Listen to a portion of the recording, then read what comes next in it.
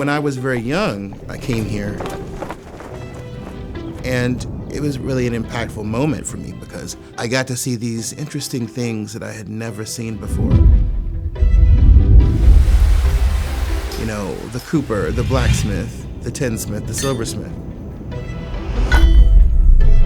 But of all the trades that I saw, the most important thing to me was the food. Something in me knew that I wanted to do that. I wanted to be a part of that. And that history was such a huge part of my imagination.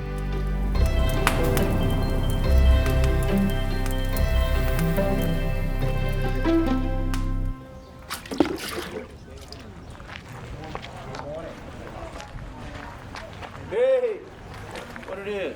What's going on? Oh, man. How are you? Good.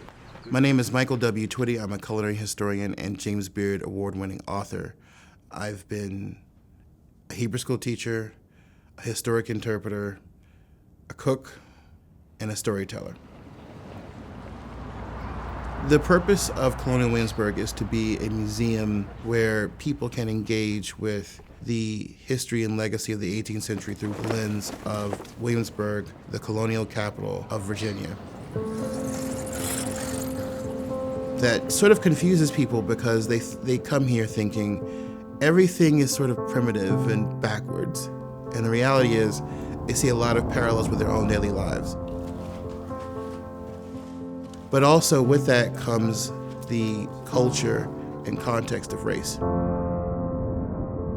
Chickens a la cream with lettuce, and lettuce is spelled Lettice. And you can't hate on them because there was no standard spelling of the English language. You know, my ancestors are restless. They're not satisfied. They're not secure yet.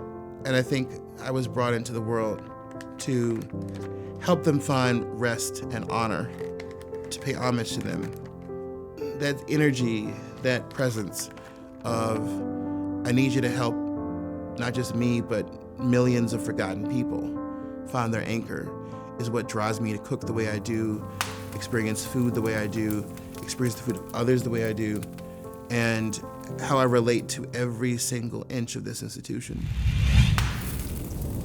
I'm in that kitchen because I'm telling a story that could have disappeared at any point. Change over. So this is almost like a chicken suya, like in Cameroon. It's a lot of pepper, it's a lot of seasoning. It just, another clear example of how, we've impacted barbecue culture in America and beyond.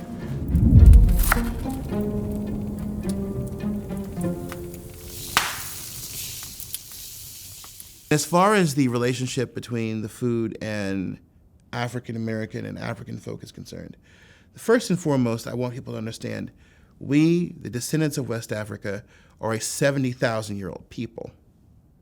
And I want to tell the stories about the food. The foods, they have gone back and forth across the Atlantic. That's why I call it the African Atlantic. So it's not simple. It's not just comforting. It's not exotic. It's us. This picture is how I met you before I knew you. This picture inspired me. Yeah. And I think on my first couple of visits here, we did not meet. Yeah. So how old were you? I was probably 21, 22. Dang. What do you think people take for granted the most about the food that they eat today versus the food then? The way I was raised, anything that flew, walked, crawl, or swim was food in my family. And it had to be the same for folks back then. You didn't turn down any food. Anything you could cook, fry, roast, grill, char on a fire with the scale still on it, but the flesh inside the fish was still good, you made food out of it. And there was nothing that you threw away. We are a throwaway society, but people back then made something out of everything.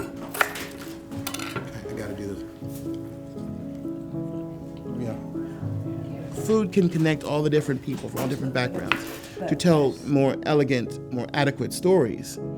And so for me, that's my vehicle that I use to tell those stories.